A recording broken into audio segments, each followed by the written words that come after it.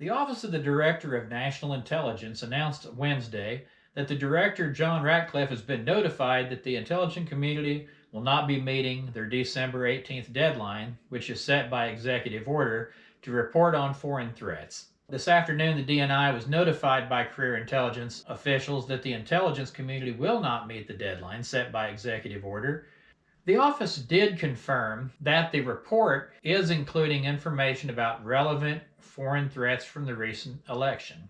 December 18 marks 45 days after the general election, and according to Trump's order that he put out in 2018, the DNI was expected to deliver a report regarding to the maximum extent that they could attain whether any interference attempts took place. Now you can imagine why President Trump might have made this executive order. I'm sure a lot of people on the left are saying, oh, well, he did it so he could steal the election in 2 years. But the reality of it was that in 2016, all we heard was Russia, Russia, Russia. There was foreign interference. And so with all this interference, President Trump decided that he would do something about it. So he issues an executive order. Now, the Democrats may very possibly have handed Trump the gun with which he can shoot them, because this does give him some significant options now. But let's hear a little report on what's happening.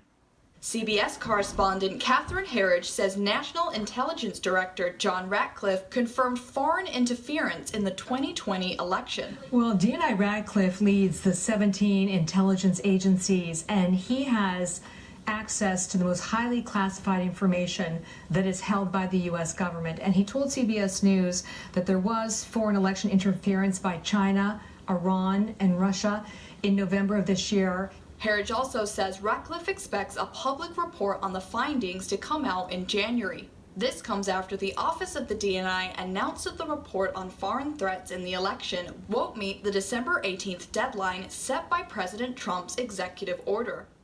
During the state hearings that was held with Jenna Ellis and Rudy Giuliani in several different states, they had a military intelligence expert from the Military Intelligence 305th, and he talked of a lot of internet movement, a lot of internet chatter, a lot of signs that indeed Dominion was hooked up with the internet during the election, and that information was going back and forth overseas.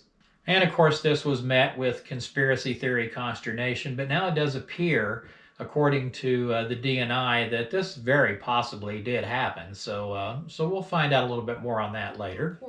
What Ratcliffe told CBS backs up the evidence provided in a sworn affidavit from a former electronic intelligence analyst under the 305th Military Intelligence. The affidavit contains evidence from a network scan conducted on November 8th that shows Dominion Voting System's URL was connected via the internet to Belgrade, Iran, and China.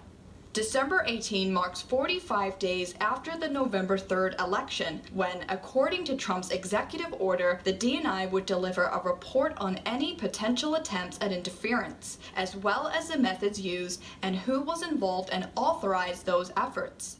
Of course, Sidney Powell weighs in on this, and this executive order gives President Trump an awful lot of authority and an awful lot of power to which he could assign someone to investigate this. He could seize a lot of these machines, which is probably something that he could or should do now. Attorney Sidney Powell said on American Thought Leaders that the executive order, if used, gives Trump a large amount of special powers, and that there's already enough evidence for him to use it. It's more than sufficient to trigger the president's executive order from 2018 that gives him all kinds of power to do everything from seize assets to freeze things, demand the impoundment of the machines. I think under the emergency powers, he could even appoint a special prosecutor to look into this. Many of Trump's supporters are anticipating this executive order to be triggered any day now. I think the reason that he hasn't already done this is because he's really not wanting to be any more heavy-handed in this matter than what he has to be. But it does look very, very possible that he could and might seize a bunch of these Dominion machines, have a lot of audits run on them, and possibly find out a whole lot of information. So we really don't know what would come of all of that.